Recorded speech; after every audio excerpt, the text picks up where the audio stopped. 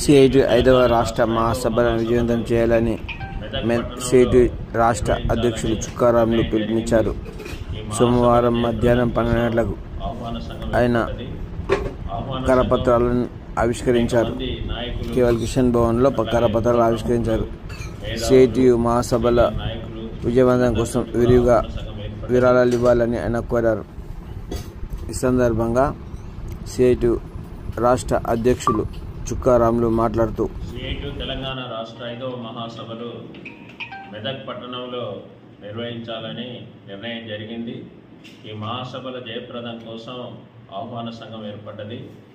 ఆహ్వాన సంఘం అనేక మంది నాయకులు, అట్లాగే పుర ప్రముఖులు, మేధావులు, సీనియర్ నాయకులు వీళ్ళందరితోటి కూడా ఆహ్వాన సంఘం ఏర్పడ్డది.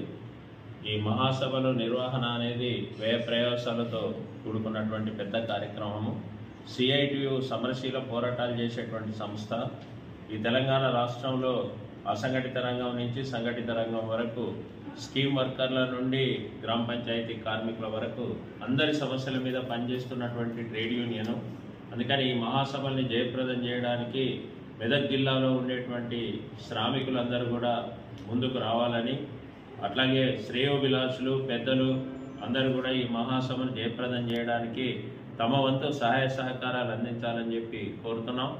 ఈ మహాసభల జయప్రదానికి అవసరమైనటువంటి విజ్ఞప్తిని అందజేయడం కోసం ఈరోజు కరపత్రాన్ని ఇక్కడ విడుదల చేయడం జరుగుతుంది.